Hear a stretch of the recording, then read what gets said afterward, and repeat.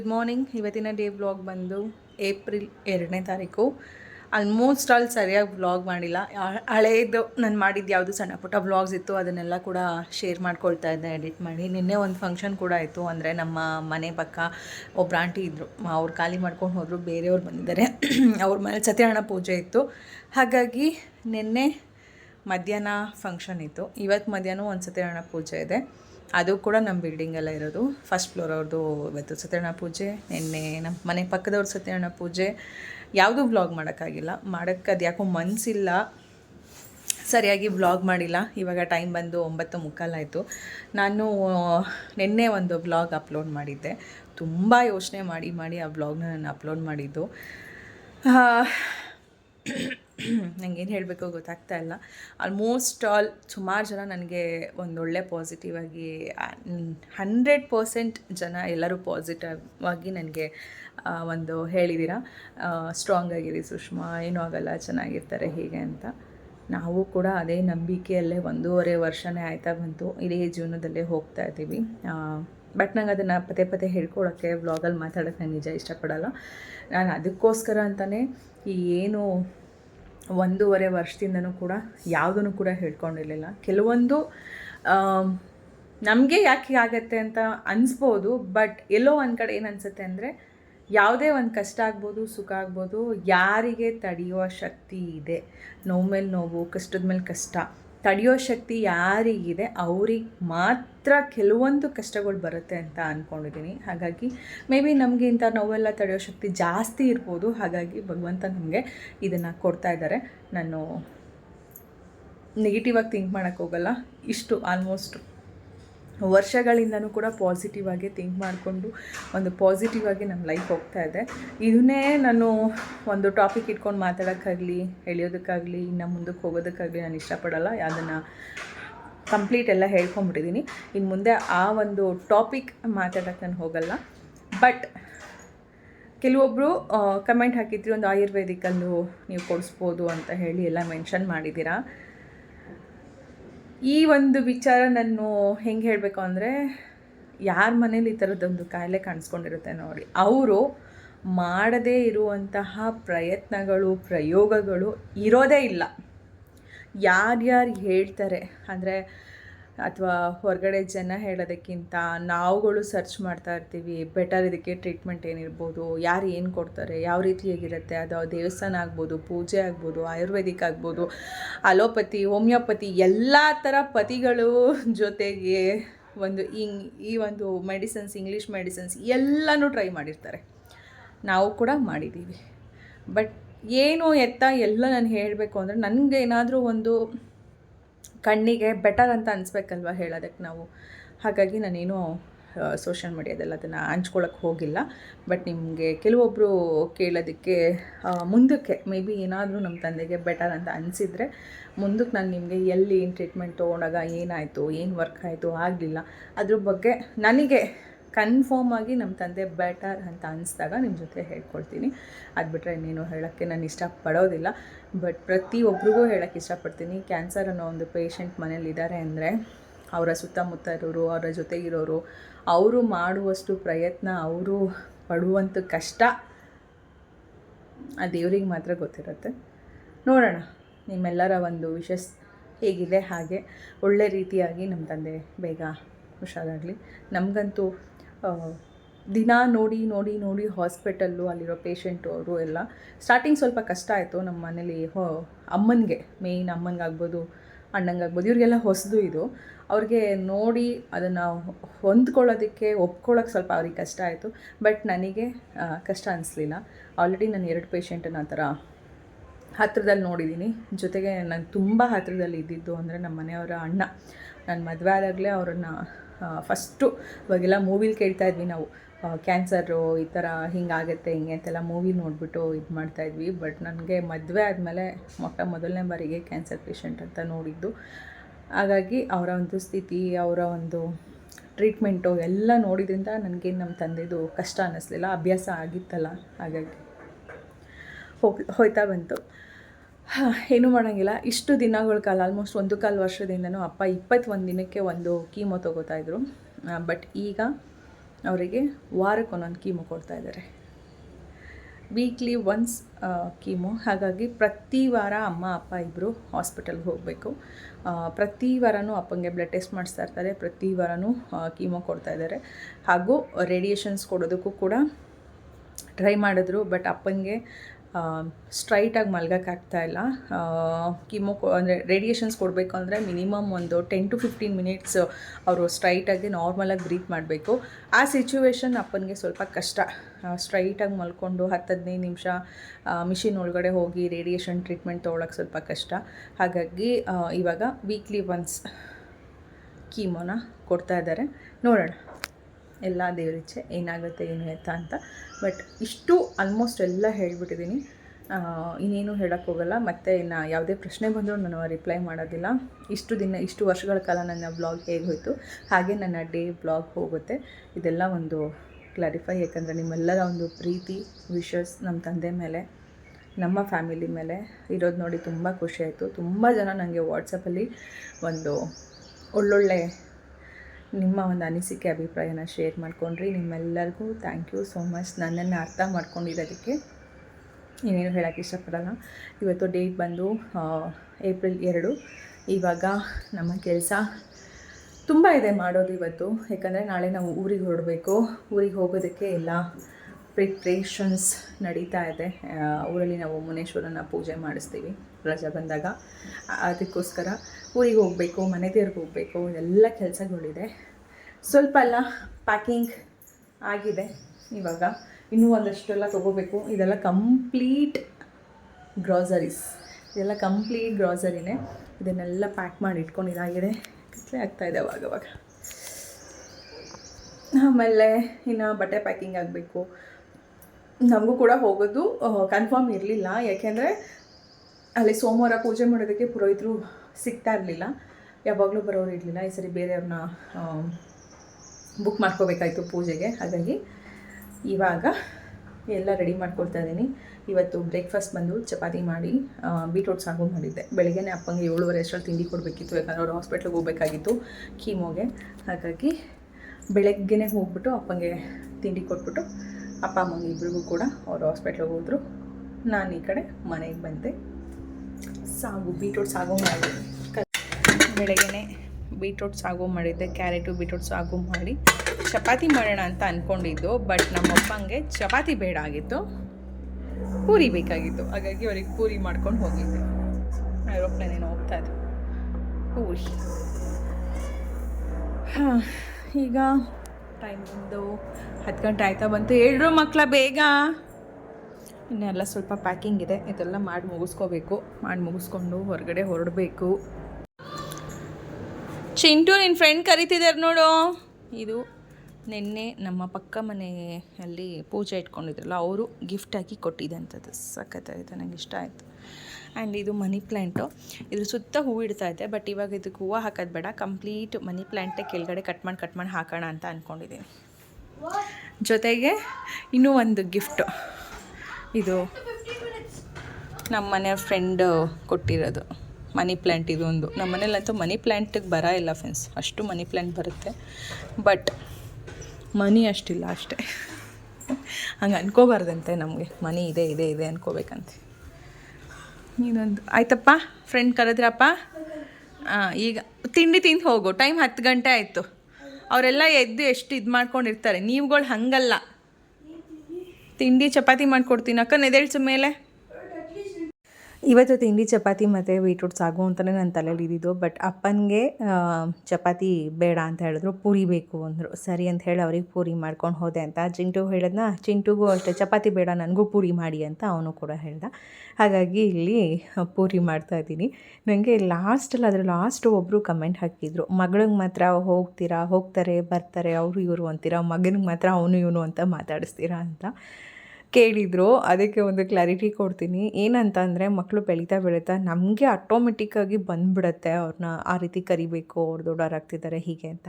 But ಎಲ್ಲಿ ನಾವು ನಮ್ಮ ಮಕ್ಕಳನ್ನ ಇನ್ನೂ ಚಿಕ್ಕವರು ಅನ್ನೋ ಥರ ಒಂದು ಸಲಿಗೆಯಿಂದ ನಾವು ಮಾತಾಡಿಸ್ತಾ ಇರ್ತೀವಿ ನೋಡಿ, ಅದೇನಾಗುತ್ತೆ ಅಲ್ಲಿ ಅವನು ಇವನು ಅಂತಲೇ ಬರೋದಕ್ಕೆ ಶುರು ಆಗುತ್ತೆ. ನನ್ನ ಮಗ ಸ್ವಲ್ಪ ಚೇಷ್ಟೆ ಮಾಡೋದು ಜಾಸ್ತಿ. ನನಗೂ ಅವನಿಗೂ ಮನೇಲಿ ಎಷ್ಟು ಕಿತ್ತಾಟಗಳು, ಜಗಳಗಳು, ರೇಗಿಸೋವಂಥದ್ದು ನಡೀತಾ ಇರುತ್ತೆ ಅಂದರೆ ನಾನು ಜಾಸ್ತಿ ಅವನ್ನ ಹಾಗೆ ಮಾತಾಡಿ ನನಗೆ ಅವ್ನು ಇನ್ನೂ ಅವರು ಇವರು ಅಂತ ಹೇಳಿ ಮಾತಾಡ್ಸೋದಕ್ಕೆ ಇನ್ನೂ ಆ ಥರ ಬಂದಿಲ್ಲ. ಮೇ ಬಿ ಅವನು ನನ್ನ ಮಗಳ ಏಜಷ್ಟು ಬಂದಾಗ ಮೇ ಬಿ ಒಂದು 14-15 ವರ್ಷ ನನ್ನ ಮಗನಿಗೂ ಆದಾಗ ನಾನು ಅದೇ ಥರ ಚೇಂಜ್ ಆಗ್ತೀನೋ ಏನೋ ಗೊತ್ತಿಲ್ಲ. ಬಟ್ ನಮ್ಮ ಮನೇಲಿ ಟಾಮ್ ಆ್ಯಂಡ್ ಜೆರ್ರಿ ಜಗಳ ನಡೆಯೋದೇ ನನಗೂ ನನ್ನ ಮಗನಿಗೂ ಜಾಸ್ತಿ.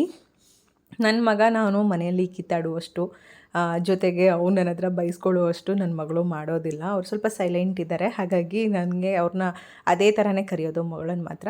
ಮಗ ಇನ್ನೂ ಚಿಕ್ಕವನಲ್ವ, ಹಾಗಾಗಿ ಒಂದು ಸಲಿಗೆ ಜಾಸ್ತಿ. ಜೊತೆಗೆ ಆಲ್ರೆಡಿ ಹೇಳ್ದಾಗೆ ನನ್ನ ಕಿತ್ತಾಟ ಜಗಳ ನಮ್ಮ ಮನೇಲಿ ಜಾಸ್ತಿ ನಡೀತಾ ಇರುತ್ತೆ. ನನ್ನನ್ನು ಗೋಳಿ ಕೊಡೋದು ಅತಿ ಹೆಚ್ಚು ನನ್ನ ಮಗನೇ. ಹಾಗಾಗಿ ಎಲ್ಲೋ ಒಂದು ಕಡೆ ಸ್ವಲ್ಪ ಸಲಿಗೆ ಜಾಸ್ತಿಯಿಂದ ಇನ್ನೂ ನನ್ನ ಮಗನಿಗೆ ಮರ್ಯಾದೆ ಕೊಡೋದಿಲ್ಲ ಅವರು ಇವರು ಅಂತ, ಅವನು ಇವನು ಅಂತಲೇ ಹೇಳ್ತೀನಿ ಅಷ್ಟೇ. ಇದು ಬಿಟ್ಟರೆ ಬೇರೆ ಏನೂ ಇಲ್ಲ. ಹಾಗೆ ಇದು ಬಂದು ನಮ್ಮ ಮನೆ ಕೆಳಗಡೆ ಇವತ್ತು ಪೂಜೆ ಮಾಡಿಸಿದ್ದಾರೆ ಅಂತ ಹೇಳಿದೆ ನೋಡಿ. ಅವರು ದೇವರನ್ನ ಕರೆಸಿರೋ ಅಂಥದ್ದು. ನಾವೇನೋ ನಾರ್ಮಲ್ ಸತ್ಯನಾರಾಯಣ ಪೂಜೆ ಅಂತ ಹೇಳಿದರು. ನಾನು ಅದೇ ಥರ ಅಂದ್ಕೊಂಡಿದ್ದೆ. ಬಟ್ ಬೆಳಗ್ಗೆ ನೋಡ್ತಾ ಇದ್ದಂಗೆ ಒಂದು 11 ಗಂಟೆ ಅಷ್ಟರಲ್ಲಿ ಸೌಂಡೆಲ್ಲ ಜೋರಾಗಿತ್ತು. ಆಚೆ ಬಂದು ನೋಡಿದಾಗ ದೇವ್ರು ಕರೆಸಿದ್ರು.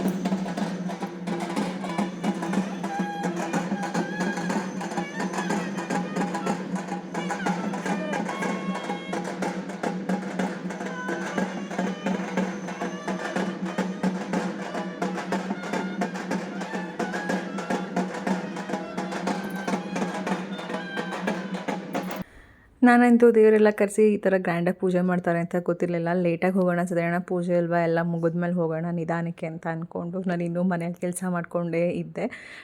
ನಮ್ಮ ಬಿಲ್ಡಿಂಗಲ್ಲಿ ಆಲ್ಮೋಸ್ಟ್ ಅಲ್ಲಿ ಯಾರನ್ನೂ ಜಾಸ್ತಿ ಅಷ್ಟಾಗಿ ಹಚ್ಕೊಂಡಿಲ್ಲ. ಎಲ್ಲರನ್ನೂ ಮಾತಾಡಿಸ್ತೀವಿ, ಬಟ್ ಯಾರ ಮನೆಗೂ ಅಷ್ಟಾಗಿ ಹೋಗೋದಿಲ್ಲ. ಅಥವಾ ಫ್ರೆಂಡ್ಸ್ ಅಂತ ನಿಂತು ಕೂತು ಮಾತಾಡೋವಂಥದ್ದೆಲ್ಲ ಯಾರ ಜೊತೆಗೂ ಇಲ್ಲ.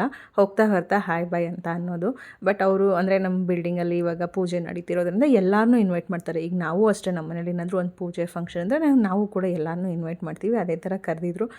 ಇನ್ನೇನು ಪೂಜೆ ಮಹಾಮಂಗಳಾರತಿ ಯಾವಾಗಾಗುತ್ತೆ ಆ ಟೈಮ್ಗೆ ಹೋದ್ರಾಯ್ತು ಅಂತ ಅಂದ್ಕೊಂಡು ನಾನು ಸ್ವಲ್ಪ ನಿಧಾನಕ್ಕೆ ಎಲ್ಲ ಕೆಲಸಗಳ್ನ ಮಾಡ್ಕೋತಾ ಇದ್ದೆ. ಬಟ್ ದೇವ್ರನ್ನ ಕರೆದಿದ್ರಲ್ಲ, ಅದನ್ನು ನೋಡಿ ನಂಗೆ ಭಾಳ ಖುಷಿಯಾಯಿತು. ನಮ್ಮ ಬಿಲ್ಡಿಂಗಲ್ಲಿ ಫಸ್ಟ್ ಟೈಮ್ ಅಂತ ಅನಿಸುತ್ತೆ ಈ ಥರ ದೇವ್ರನ್ನ ಕರೆಸಿ ಪೂಜೆ ಮಾಡಿಸ್ತಾ ಇರೋದು. ಇಷ್ಟು ವರ್ಷದಲ್ಲಿ ಆಲ್ಮೋಸ್ಟ್ 8 ವರ್ಷ ಆಯಿತು. 8 ವರ್ಷದಲ್ಲಿ ಯಾರೂ ಕೂಡ ಈ ಥರ ದೇವ್ರನ್ನ ಕರೆಸಿ ಪೂಜೆ ಮಾಡಿಲ್ಲ. ನಾರ್ಮಲಾಗಿ ಮನೆಯಲ್ಲಿ ಸತ್ಯನಾರಾಯಣ ಪೂಜೆಗಳ್ನ ತುಂಬ ಗ್ರ್ಯಾಂಡಾಗೆಲ್ಲನೂ ಕೂಡ ಮಾಡಿದ್ದಾರೆ. ಅಂದರೆ ಸತ್ಯನಾರಾಯಣನ ಮೂರ್ತಿನೇ ಈ ವಿಗ್ರಹನೇ ಇಟ್ಟು ಆ ಥರ ಗ್ರ್ಯಾಂಡಾಗೆಲ್ಲ ಪೂಜೆ ಎಲ್ಲ ಮಾಡಿಸಿದ್ದಾರೆ. ಈ ಥರ ಎಲ್ಲ ಹೊರಗಿನಿಂದ ದೇವರೆಲ್ಲ ಕರೆಸಿ ಮಾಡಿರಲಿಲ್ಲ. ಫೈನಲ್ಲಿ ನಮ್ಮ ಬಿಲ್ಡಿಂಗಲ್ಲೂ ಈ ಥರ ಒಂದು ಪೂಜೆ ಮಾಡಿಸಿದ್ರಲ್ಲ ಅಂತ ಒಂದು ಖುಷಿ, ಏನೋ ಒಂದು ಪಾಸಿಟಿವ್ ವೈಬ್ಸು. ಅವ್ರ ಮನೆಗೆ ಅನ್ನೋದಲ್ಲ, ಇಡೀ ಬಿಲ್ಡಿಂಗ್ಗೆ ಒಂದು ಒಳ್ಳೆ ರೀತಿಯಾದಂತಹ ಪಾಸಿಟಿವ್ ವೈಬ್ಸ್ ಇರುತ್ತೆ ಅಂತ ನನಗೆ ಫೀಲ್ ಆಗುತ್ತೆ. ಹಾಗಾಗಿ ಅವರು ಪೂಜೆ ಮಹಾಮಂಗಳಾರತಿ ಆಗೋಷ್ಟರಲ್ಲಿ ಹೋಗೋಣ, ಅಷ್ಟರಲ್ಲಿ ಸ್ವಲ್ಪ ಅಡುಗೆ ತಿಂಡಿ ಎಲ್ಲ ಏನೇನಿತ್ತು ಎಲ್ಲ ಮಾಡಿ ಮುಗಿಸಿ ಕ್ಲೀನ್ ಮಾಡಿ ಫ್ರೆಶ್ ಅಪ್ ಆಗಿಬಿಡೋಣ ಅಂತ ಅಂದ್ಕೊಂಡು ಇಲ್ಲಿ ಅಡುಗೆಗೂ ಕೂಡ ರೆಡಿ ಮಾಡ್ತಾಯಿದ್ದೆ. ಇದು ನಾನು ಅಮ್ಮ ಮನೆಗೆ ಕಳ್ಸೋಕ್ಕೆ ಬೆಳಗ್ಗೆ ತಿಂಡಿ ಮಾಡಿ ಕಳಿಸಿದ್ದೆ. ಇವಾಗ ಸಾಂಬಾರು ರೆಡಿ ಮಾಡ್ಕೊಳ್ತಾ ಇದ್ದೀನಿ. ಯಾಕಂದರೆ ಅಪ್ಪ ಅಮ್ಮ ಇಬ್ಬರು ಹಾಸ್ಪಿಟ್ಲಿಗೆ ಹೋಗಿ ಬರೋ ಅಷ್ಟರಲ್ಲಿ ನಾನು ರೆಡಿ ಮಾಡಿಬಿಟ್ಟು ಅವ್ರ ಮನೆಗೆ ಕಳಿಸ್ಬಿಟ್ರೆ ಮಧ್ಯಾಹ್ನ ಅವ್ರಿಗೂ ಸ್ವಲ್ಪ ಫ್ರೀ ಆಗುತ್ತೆ ಅನ್ನೋದಕ್ಕೆ ಸಾಂಬಾರು ಮಾಡಿದೆ. ரொம்ப ಸೀರೆ ಉಟ್ಕೊಂಡ್ಬಿಟ್ಟಾರೆ ಫ್ರೆಂಡ್ಸ್. ಹೌದು ಫ್ರೆಂಡ್ಸ್, ಏರ್ಫಾಲ್ ಅಂತೂ ಎಷ್ಟೊಂದು ಆಗ್ತದೆ. ಹೊಟ್ಟೆ ಹೊಡಿತಾರೆ. ನಾನು ಏರ್ಫಾಲ್ ಆಗ್ತಾರೆ ನನಗೆ. ಆಯಿತು, ಇನ್ನೂ ಪೂಜೆ ಇವಾಗ ಆಗ್ತಾ ಇದೆ ಅನಿಸುತ್ತೆ. ಅದೇ ಹೋಗೋಣ, ಶೆಕೆ ಅಲ್ವಾ ಸ್ವಲ್ಪ, ಹಾಗಾಗಿ ಒಂದೆಡೆ ಇಟ್ಕೊಂಡು ನೀವು ಹೋಗ್ಬಿಟ್ಟು ಪಟ ಬರೀ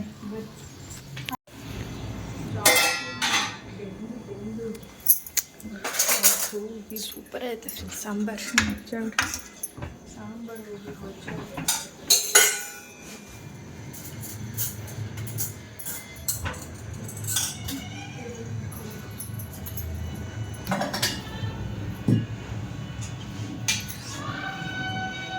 ನಡೀರಪ್ಪ, ಮಹಾಮಂಗಳಾರತಿ ನಡೀಸೋದು.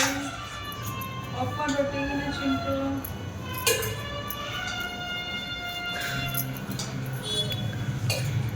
ಸಾಂಬಾರು ಸ್ವಲ್ಪ ಗಟ್ಟಿ ಆಗಿಬಿಟ್ಟಿತ್ತು. ಅಮ್ಮಂಗೆ ಫೋನ್ ಮಾಡಿ ಹೇಳಿದೆ, ಅಮ್ಮ ಸ್ವಲ್ಪ ಬಿಸಿನೀರು ಹಾಕ್ಕೊಂಡು ತೆಳು ಮಾಡಿಕೊಡಿ, ನಿಮ್ಮ ಹಳೆಯ ಕೈಲಿ ಕೊಟ್ಟು ಕಳಿಸ್ತಾ ಇದ್ದೀನಿ ಅಂತ ಹೇಳಿ ಅಮ್ಮ ಮನೆಗೆ ಸಾಂಬಾರು ಕೊಟ್ಟು ಕಳಿಸಿ ಅನಂತರ ನಾವು ಪೂಜೆ ಎಲ್ಲ ಮುಗಿಸಿ ಊಟಕ್ಕೆ ಹೋದ್ವಿ. ಊಟ ಎಲ್ಲ ತುಂಬ ಚೆನ್ನಾಗಿತ್ತು.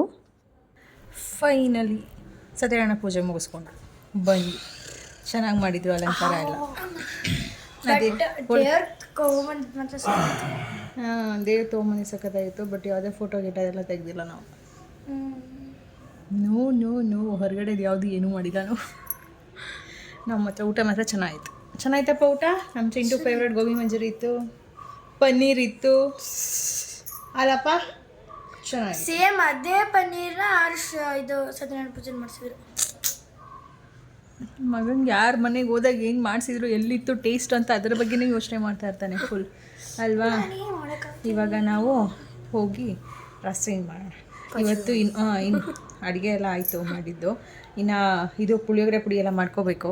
ಪುಡಿಗಳು ಸ್ವಲ್ಪ ಎಲ್ಲ ಮಾಡಿ ರೆಡಿ ಮಾಡ್ಕೋಬೇಕು. ಅದ್ರ ಜೊತೆಗೆ ಹೊರಗಡೆ ಹೋಗ್ಬಿಟ್ಟು ಸ್ವಲ್ಪ ಬಳೆ ಎಲ್ಲ ತರಬೇಕು.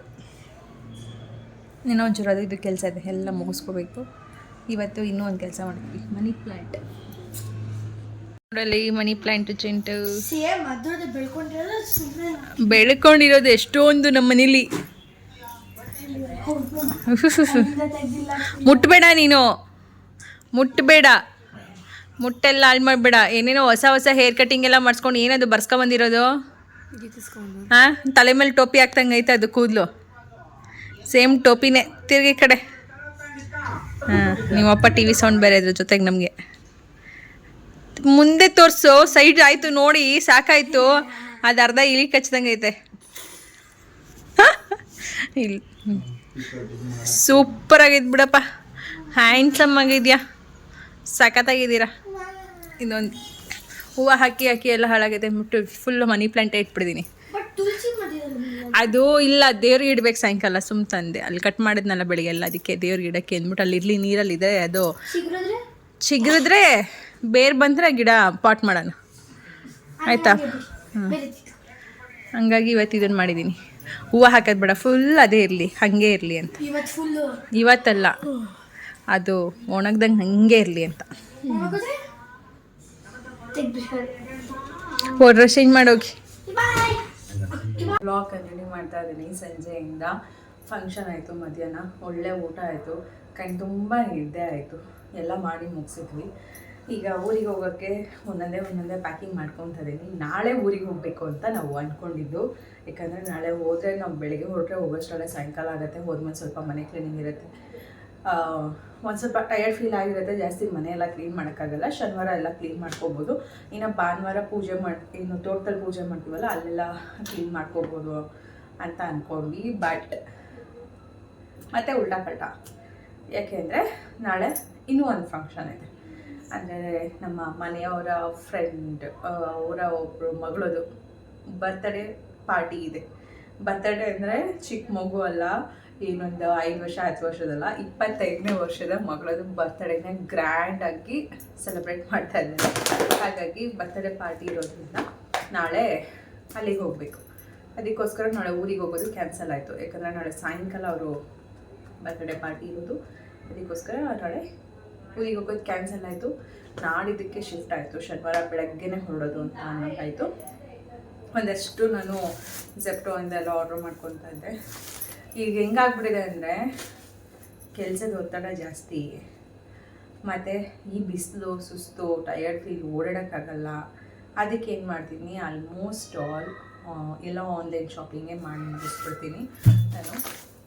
ಅದಕ್ಕೆ ಝೆಪ್ಟೋಯಿಂದನೇ ಸ್ವಲ್ಪ ತರಕಾರಿಗಳು ಕಳ್ಸಿಕ್ಕೆ ಕಾಯಿ ಇರಲಿಲ್ಲ. ಕಾಯಿ ಆರ್ಡ್ರ್ ಮಾಡಿದ್ರೆ ಹೆಂಗೆ ಬಂದಿದೆ ಅಂದರೆ ನೋಡಿ, ಹಿಂಗೆ ಬಂದಿದೆ. ಕಳ್ಸಿಕಾಯಿ ಆ್ಯಂಡ್ ವಿಳೆದೆಲೆ, ಹೂವು. ಇವಾಗ ದೇವರಿಗೆ ಹಾಕಿ ಪೂಜೆ ಮಾಡೋಕ್ಕೆ ಇಷ್ಟಿಷ್ಟೇ ಸಣ್ಣ ಇನ್ನೂ ರೋಸ್ ಬರ್ತಿದೆ ಅಷ್ಟೇ. ಹೂವು ನಂತರ ಎಲ್ಲ ತರಕಾರಿ ಎಲ್ಲ ಇಲ್ಲೇ ಆರ್ಡ್ರ್ ಮಾಡಿಬಿಟ್ಟಿದ್ದೀನಿ. ಸೋರೆಕಾಯಿ ಎಲ್ಲ ಝೆಪ್ಟೋಯಿಂದ ನನಗೆ ಬಂದಿದೆ. ಹತ್ತಿರದಿಂದ ತೋರಿಸ್ಬೇಕು ನೀವೇನೆಲ್ಲ ಮಾಡ್ಕೊಂಡಿದ್ದೀನಿ ಅಂತ. ಹೀಗೆ ಎಲ್ಲ ಆಲ್ಮೋಸ್ಟ್ ಆಲ್ ಔಟ್ಸೈಡಿಂದನೇ ಇವಾಗ ತರಿಸೋ ಥರ ಆಗಿಬಿಟ್ಟಿದೆ. ಊರಿಗೆ ಹೋಗ್ತಾ ಇದ್ದೀನಿ, ಬಟ್ ಆದರೂ ಅಲ್ಲಿಗೆ ಅಕ್ಕಿನೂ ತರಿಸಿದ್ದೀನಿ, ಬುಲೆಟ್ ರೈಸು. ಇದೆಲ್ಲ ತೆಗೆದು ಬ್ಯಾಗಲ್ಲಿ ಇಟ್ಕೋಬೇಕು. ಇದು ಎಲ್ಲ ಪ್ಯಾಕ್ ಮಾಡಬೇಕು. ತರಕಾರಿ ಎಲ್ಲ ನಾಳೆ ಬೆಳಗ್ಗೆ ಅಥವಾ ಇಲ್ಲ ಹೊರಡೋ ದಿನ ಫ್ರಿಡ್ಜಿಂದ ಎತ್ಕೊಂಡು ಹಾಗೆ ಹೋದ್ರಾಯ್ತು. ಈರುಳ್ಳಿ ಟೊಮೆಟೊ ಎಲ್ಲ ಒಂದು ಪ್ಯಾಕ್ ಮಾಡ್ಕೋಬೇಕು. ಈರುಳ್ಳಿ ಬೆಳ್ಳುಳ್ಳಿ ಟೊಮೆಟೊ ಅದಿಷ್ಟು ಮನೇಲೇ ಇತ್ತು, ಅದಕ್ಕೋಸ್ಕರ ಅದನ್ನು ಬಿಟ್ಟು ಇನ್ನೆಲ್ಲ ತರಕಾರಿನೆಲ್ಲ ಸ್ವಲ್ಪ ಸ್ವಲ್ಪ ತರಿಸ್ಕೊಂಡಿದ್ದೀನಿ. ಇದು ಈರುಳ್ಳಿ ಬೆಳ್ಳುಳ್ಳಿ ಟೊಮೆಟೊ ಆಲೂಗಡ್ಡೆ ಎಲ್ಲ ಒಂದು ಕಡೆ ಇಟ್ಕೊಳ್ತೀನಿ. ಇದಿಷ್ಟು ಒಂದು ಕಡೆ. ಊರಿಗೆ ಹೋಗಬೇಕು ಅಂದರೆ ನನಗೆ ಒಂದು ವಾರನೇ ನನಗೆ ಹೋಗೋದಿರುತ್ತೆ, ತುಂಬ ದಿನ ಏನು ಹೋಗಲ್ಲ. ಹೋಗೋದು ಒಂದು ವಾರ ಇದ್ದರೂ ಕೂಡ ನನಗೆ ಒಂದು ತಿಂಗಳಿಗಾಗೋಷ್ಟು ರೇಷನ್ ಬೇಕಾಗುತ್ತೆ. ನನಗೆ ಪ್ರತಿಯೊಂದು ನೆನ್ಪಿಟ್ಕೋಬೇಕು. ಸಾಸಿವೆಯಿಂದ, ಕರ್ಬೇವು ಸೊಪ್ಪಿಂದ, ಎಣ್ಣೆಯಿಂದ, ಕಡಲೆಬೇಳೆ, ಒಗ್ಗರಣೆಗೆ ಈ ಥರ ಎಲ್ಲ ಪದಾರ್ಥಗಳನ್ನು ನೆನ್ಪಿಟ್ಕೊಂಡು ತೊಗೊಂಡೋಗ್ಬೇಕು. ಇವತ್ತು ಸ್ವಲ್ಪ ಪುಳಿಯೋಗರೆ ಪುಡಿ ಮಾಡ್ಕೋಬೇಕು. ಪುಳಿಯೋಗರೆ ಪುಡಿ ಮಾಡಿಲ್ಲ, ಗೊಜ್ಜು ಮಾಡಿದ್ದು ಸ್ವಲ್ಪ ಇದೆ, ಅದೇ ಸಾಕಾಗುತ್ತೆ ಅನ್ಸುತ್ತೆ. ಶನಿವಾರ ಹೋಗ್ತೀವಿ, ಪುಳಿಯೋಗರೆ ಗೊಜ್ಜಿದೆ. ಅದಕ್ಕೆ ನಾನೇನಂದರೆ ಭಾನುವಾರ ಬೆಳಗ್ಗೆಗೆ ಪುಳಿಯೋಗರೆ ಗೊಜ್ಜಾಗತ್ತೆ ತಿಂಡಿಗೆ. ನಾಳೆ ಮೆಂತ್ಯ ಸೊಪ್ಪು ದಾಲ್ ಮಾಡ್ಕೊಂಡ್ಬಿಡ್ತೀನಿ. ಅದನ್ನು ಫ್ರೀಸರಲ್ಲಿ ಇಟ್ಟು ಫುಲ್ ಗಟ್ಟಿ ಮಾಡಿಕೊಂಡ್ರೆ ಶನಿವಾರ ಬೆಳಗ್ಗೆ ಎತ್ಕೊಂಡು ಹೋದರೆ ಮಧ್ಯಾಹ್ನಕ್ಕೆ ಅದೇ ಆಗುತ್ತೆ ನಮಗೆ. ಬೆಳಗ್ಗೆಗೆ ಹೆಂಗೋ ಪುಳಿಯೋಗರೆ ಗೊಜ್ಜಿದೆ ಭಾನುವಾರಕ್ಕೆ. ಇನ್ನು ಸೋಮವಾರಕ್ಕೆ ಪಲಾವ್ ಗೊಜ್ಜು ಏನಾದರೂ ಮಾಡಿಕೊಂಡ್ರೆ ಆಗುತ್ತೆ. ಇನ್ನು ಮಂಗಳವಾರಕ್ಕೆ ಇಡ್ಲಿ ಮಾಡಿಕೊಂಡ್ರೆ ಆಗುತ್ತೆ. ಮಂಗಳವಾರ ಇಡ್ಲಿ ಮಾಡಿಕೊಂಡ್ರೆ ಆಗುತ್ತೆ. ಬುಧವಾರ ನೋಡೋಣ ಅಂತ ಯೋಚನೆ ಮಾಡ್ತಿದ್ದೀನಿ. ಅದಕ್ಕೆ ಪುಳಿಯೋಗರೆ ಗೊಜ್ಜು ಮಾಡಲಾ ಬೇಡವಾ, ಏನು ಮಾಡೋದು, ಎತ್ತು ಮಾಡೋದು ಅಂತ. ಏನೋ ತರಕಾರಿಗಳೆಲ್ಲ ಸ್ವಲ್ಪ ಸ್ವಲ್ಪ ಆರ್ಡ್ರ್ ಮಾಡಿದ್ದೆ, ಎಲ್ಲ ಬಂದಿದೆ. ಇದನ್ನು ತೊಗೊಂಡು ಹೋಗೋದು. ನಾಳೆ ತಿಂಡಿ ನಮ್ಮನೇಲಿ ಏನು ಮಾಡೋದು, ರೊಟ್ಟಿ ಮಾಡಿಬಿಡ್ತೀನಿ. ಬೆಸ್ಟ್ ರೊಟ್ಟಿ ಮಾಡಿಬಿಟ್ಟು ತಿಂಡಿ ತಿನ್ನೋದು. ಯಾಕಂದರೆ ಮೊಳಕೆ ಕಾಳು ಸಾರಿದೆ ಸ್ವಲ್ಪ, ಅದಕ್ಕೋಸ್ಕರ ಇವತ್ತು ಮಾಡಿದ್ದು. ನಾಳೆ ಹೆಂಗೋ ರೊಟ್ಟಿ ಆಗುತ್ತೆ. ಮಧ್ಯಾಹ್ನಕ್ಕೆ ಬೇಳೆ ಸಾರು, ಸ್ವಲ್ಪ ದಾಲ್ ಎಲ್ಲ ಇದೆ, ನೆನೆ ಮಾಡಿದ್ದು, ಅದು ಹಾಗೆ ಇದೆ. ಅಪ್ಪ ಎಲ್ಲ ಚೂರು ಚೂರು ಚೂರು ಚೂರು ಉಳಿದಿದೆ, ಅದೆಲ್ಲ ಖಾಲಿ ಮಾಡಬೇಕು. ಇವಾಗ ಫಸ್ಟು ಪೂಜೆಗೆ ರೆಡಿ ಮಾಡ್ಕೋಬೇಕು. ನೀನೆಲ್ಲ ತೊಗೊಂಡು ಹೋಗ್ಬೇಕೆಲ್ಲ ಒಂದು ಕಡೆ ಇಟ್ಕೋಬೇಕು. ಊರಿಗೆ ಹೋಗಬೇಕು ಅಂದರೆ ನನಗಂತೂ ಒಂದು ದೊಡ್ಡ ಟಾಸ್ಕ್ ಅಂತ ಅನ್ಬೋದು. ಪ್ರತಿಯೊಂದು ನೆನ್ಪಿಟ್ಕೊಂಡು ಊರಿಗೆ ಏನೇನು ಬೇಕು ಎಲ್ಲನೂ ನೆನ್ಪಿಟ್ಕೊಂಡು ಪ್ಯಾಕ್ ಮಾಡ್ಕೋಬೇಕು. ಏಕೆಂದರೆ ನಿಮಗೆ ಗೊತ್ತಿದೆ, ನೋಡಿರೋರಿಗೆ ನಮಗೆ ಹತ್ತಿರ ಏನಾದರೂ ಬೇಕು ಅಂದರೆ ಅಲ್ಲಿ ಏನೂ ಸಿಗೋಲ್ಲ. ಲಾಸ್ಟ್ ಟೈಮ್ ಒಂದು ಟೊಮೆಟೊಗೂ ಕೂಡ ನಾನು ಎಷ್ಟೆಲ್ಲ ಓಡಾಡಿಬಿಟ್ಟೆ ಅಂತ. ಹಾಗಾಗಿ ಇವಾಗ ಎಲ್ಲನೂ ತರಕಾರಿಯಿಂದ ಈರುಳ್ಳಿ ಬೆಳ್ಳುಳ್ಳಿ ಟೊಮೆಟೊ ಪ್ರತಿಯೊಂದು ಇಲ್ಲಿಂದನೇ ತೊಗೊಂಡು ಹೋಗ್ಬಿಡ್ತೀನಿ. ಬಟ್ ನಮ್ಗೆ ಏನಂತಂದರೆ ಅಲ್ಲೇ ಇರೋರಿಗೆ ಇದೆಲ್ಲ ಏನೂ ಹಿಂಸೆ ಅನಿಸೋದಿಲ್ಲ. ಯಾಕಂದರೆ ಅಲ್ಲಿ ಅಭ್ಯಾಸ ಆಗೋಗ್ಬಿಟ್ಟಿರ್ತಾರೆ. ಮತ್ತು ಅಲ್ಲೂ ಕೂಡ ತರಕಾರಿ ಗಾಡಿ ಎಲ್ಲ ವಾರಕ್ಕೆ 2 ದಿನ ಬರುತ್ತೆ, ಮನೆ ಮುಂದೆನೇ ಓಡಾಡುತ್ತೆ. ಬಟ್ ನಮ್ಮದು ತೋಟದ ಒಳಗಡೆ ಇರೋದ್ರಿಂದ ಮೇಯ್ನ್ ರೋಡ್ ಹತ್ರ ಮಾತ್ರ ಬರೋವಂಥದ್ದು. ನಮ್ಮ ತೋಟದ ಒಳಗಡೆ ಇರೋದ್ರಿಂದ ಅಲ್ಲಿ ಯಾರೂ ಬರೋದಿಲ್ಲ. ಮತ್ತು ಇನ್ನೊಂದು ಏನು ಅಂದರೆ ಒಂಟಿ ಮನೆ ಇರೋ ಕಡೆ ಜಾಸ್ತಿ ಯಾವುದೂ ಗಾಡಿಗಳು ಓಡಾಡೋದಿಲ್ಲ. ಹಾಗಾಗಿ ನನಗಂತೂ ಒಂದು ಸರಿ ಮನೆಗೆ ಹೋಗಿ ಸೇರಿಕೊಂಡ್ರೆ ಮನೆಯಿಂದ ನನ್ನ ಹೊರಗೆ ಬರೋದೇ ಯಾರ್ದಾದ್ರೂ ಮನೆಗೆ ಹೋಗಬೇಕು ಅಂದರೆ. ಇಲ್ಲ ಅಂದರೆ ನಾನು ಅಲ್ಲಿ ತೋಟದ ಒಳಗಡೆನೇ ಇರ್ತೀನಿ ಹೊರತು ಯಾವುದೇ ಕಾರಣಕ್ಕೂ ಮೇನ್ ರೋಡಿಗೆ ಬರೋದಿಲ್ಲ.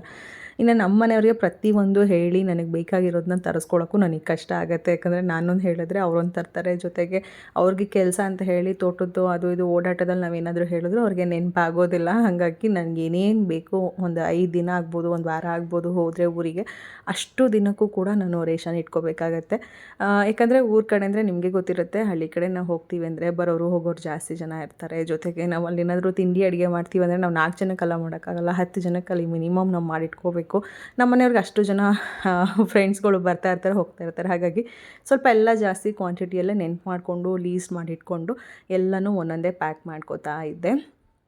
ಜೊತೆಗೆ ನನ್ನ ಒಂದು ಬರ್ತಡೇ ಏನಿತ್ತು ಮಾರ್ಚ್ 30ನೇ ತಾರೀಕು, ಆವಾಗ ನೆನಪಿರೋರು ನನಗೆ ಕಮೆಂಟ್ಸಲ್ಲಿ ಕೂಡ ವಿಶ್ ಮಾಡಿದ್ರಿ. ನನ್ನ ವ್ಲಾಗ್ ಯಾವ್ದು ಅಪ್ಲೋಡ್ ಮಾಡಿದ್ದೆ ಆ ವ್ಲಾಗಲ್ಲಿ, ಜೊತೆಗೆ ವಾಟ್ಸಪ್ಪಲ್ಲೂ ಕೂಡ ವಿಶ್ ಮಾಡಿದ್ರಿ. ಯಾರೆಲ್ಲ ವಿಶ್ ಮಾಡಿದ್ರಿ ಥ್ಯಾಂಕ್ ಯು ಸೋ ಮಚ್. ಆದರೆ ಈ ವರ್ಷ ಯಾವುದೇ ಕಾರಣಕ್ಕೂ ಆ ಥರ ಬರ್ತಡೇ ಸೆಲೆಬ್ರೇಷನ್ ಅಂತೆಲ್ಲ ಯಾವುದೂ ಏನೋ ನಾವು ಮಾಡ್ಕೊಂಡಿಲ್ಲ.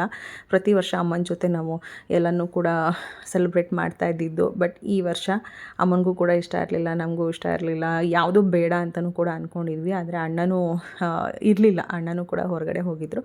ಬಟ್ ಆವತ್ತಿನ ದಿನ ಬರ್ತಡೇ ದಿನ ರಾತ್ರಿ ಒಂದು 11 ಗಂಟೆ ಮೇಲೆ ಮನೆಗೆ ಬಂದರು. ಕೇಕ್ ಎಲ್ಲ ತೊಗೊಂಡು. ನಾನು ಬೇಡ ಅಂದ್ಕೊಂಡೇ ಇದ್ದೆ, ಈ ವರ್ಷ ಯಾವ ಕೇಕ್ ಕಟ್ ಮಾಡೋದು ಬೇಡ, ಏನೂ ಬೇಡ, ಬರ್ತಡೇ ಸೆಲೆಬ್ರೇಟ್ ಮಾಡೋದೇ ಬೇಡ ಅಂತ. ಬಟ್ ಅಣ್ಣ ತೊಗೊಂಬಂದ್ರಲ್ಲ ಅಂತ ಹೇಳಿ ನೈಟು ಬರೀ ನಾವುಗಳೇ ಸೇರ್ಕೊಂಡು ಕೇಕ್ ಕಟ್ ಮಾಡ್ಕೊಂಡು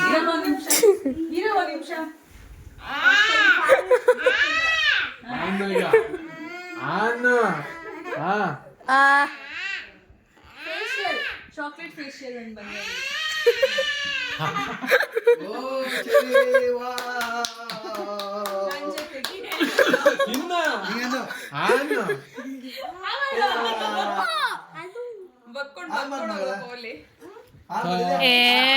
ಅತ್ತೆಗೂ ತಿನ್ಸ್ಬಿಡವ ಹಂಗೆ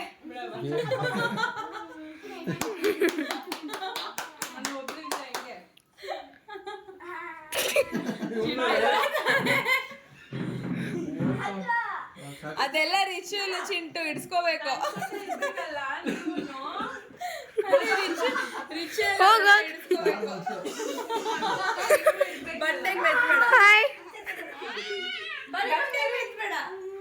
ಬೇಡ ಫೋಟೋ ತೆಗಿರೋಣ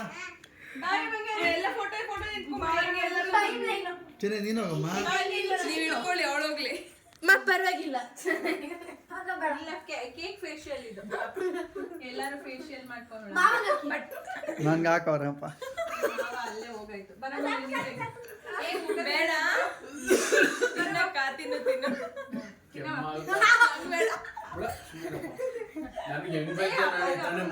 ನನ್ಗೆ ಆಗಿದೆ ಅಪ್ಪ ಬರೀ ಆ ಫೋಟೋ ತೆಗೀರಿ ನೀವು ಆಯ್ತು ನಮ್ದೆಲ್ಲ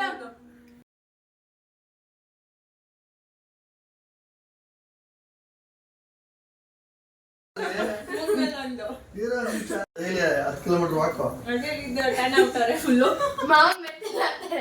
ಫೋಟೋನಾ ವಿಡಿಯೋನಾ ಎರಡಕ್ಕೂ ಇಟ್ಟಿರಿ ಮಕ್ಕನೇ ಹಚ್ಬಿಡ್ತೀನಿ ಅಮ್ಮ ಹಚ್ಕೋಬೇಕು ಮತ್ತೆಲ್ಲ ಇದಿಷ್ಟು ಸಿಂಪಲ್ ಆಗಿ ನನ್ನ ಒಂದು ಬರ್ತ್ಡೇ ಸೆಲೆಬ್ರೇಷನ್ ಮುಗೀತು. ಈ ವರ್ಷಕ್ಕೆ 33 ವರ್ಷ ಕಂಪ್ಲೀಟ್ ಆಗಿ 34ನೇ ವರ್ಷದ ಜರ್ನಿ ನಮ್ಮ ಲೈಫ್ ನಡೀತಾ ಇದೆ. ಬಟ್ ಈ ವರ್ಷ ಅಮ್ಮ ಜೊತೆ ಅಪ್ಪ ಜೊತೆ ಯಾವುದೂ ಸೆಲೆಬ್ರೇಟ್ ಮಾಡಿಲ್ಲ ಅಂತ ಸ್ವಲ್ಪ ಬೇಜಾರಾಯಿತು. ಆಲ್ರೆಡಿ ಹೇಳಿದಾಗೆ ಅಪ್ಪಂಗೆ ಸ್ವಲ್ಪ ಆರೋಗ್ಯದಲ್ಲೂ ಒಂದೊಂದ್ಸರಿ ಏರುಪೇರು ಆಗ್ತಿರುತ್ತೆ. ನಾವು ಅದರಲ್ಲಿ ಈ ಥರ ಖುಷಿ ಯಾವುದೂ ಬೇಡ ಅಂತ ಅನಿಸಿತ್ತು. ನಾನು ಇವತ್ತು ಬೆಳಗ್ಗೆಯಿಂದನೂ ಕೂಡ ನನ್ನ ಬರ್ತಡೇ ದಿನ ಬೆಳಗ್ಗೆಯಿಂದನೂ ನಾನು ಬ್ಲಾಗೇ ಮಾಡಿರಲಿಲ್ಲ.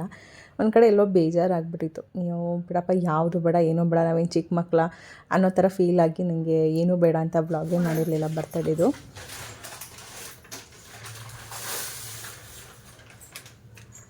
ದೇವಸ್ಥಾನಕ್ಕೆ ದೇವರಿಗೆ ಪ್ರತಿ ವರ್ಷ ನಾನು ಏನು ಸೀರೆ ತೊಗೊಂಡು ಹೋಗ್ತಾ ಇರ್ತೀವಿ. ಈ ಸಾರಿ ಈ ಟೈಪ್ ತೊಗೊಂಬಂದಿದ್ದೀನಿ. ಚೆನ್ನಾಗಿದೆ ಸ್ಯಾರಿ, ಗ್ರೀನ್ ಆ್ಯಂಡ್ ರೆಡ್ ಕಾಂಬಿನೇಷನಲ್ಲಿ. ಆಲ್ಮೋಸ್ಟ್ ಎಲ್ಲ ದೇವರಿಗೆ ಗ್ರೀನ್ ಸ್ಯಾರೀಸೇ ತೊಗೊತಾರೆ. ನಾನು ಗ್ರೀನೇ ಹುಡುಕ್ತೀನಿ, ಆದರೆ ಗ್ರೀನ್ ಬಿಟ್ಟು ಬೇರೆ ಬೇರೆ ಕಲರೆಲ್ಲ ತೊಗೊಂಡೋಗಿದ್ದೀನಿ. ಯಾಕಂದರೆ ನಮ್ಮ ಮನೆ ಕಡೆ ಎಲ್ಲ ದೇವರಿಗೆ ಇನ್ನೂ ಸೀರೆ ಎಲ್ಲ ಉಡ್ಸಲ್ಲ, ಜಸ್ಟು ದೇವ್ರ ಮುಂದೆ ಹಿಂಗೆ ಇಟ್ಬಿಟ್ಟು ತೊಗೋತಾರೆ ಅಷ್ಟೇ. ಹಾಗಾಗಿ ಈ ಕಡೆ ಒಂದು ಸೈಡು ದೊಡ್ಡ ಬಾರ್ಡ್ರು, ಇನ್ನೊಂದು ಸೈಡು ಸ್ಮಾಲ್ ಬಾರ್ಡ್ರು ಅವರೇ ಉಟ್ಕೊಳ್ಳೋದ್ರಿಂದ ಈ ಥರ. ಪಲ್ಲು ಎಲ್ಲ ರಿಚಾಗಿ ಬಂದಿದೆ, ಪಲ್ಲು ಚೆನ್ನಾಗಿದೆ, ಜೊತೆಗೆ ಸಾಫ್ಟಾಗೂ ಇದೆ. ಸೀರೆ ಎಲ್ಲ ಬಿಚ್ಚಬೇಕಿತ್ತು.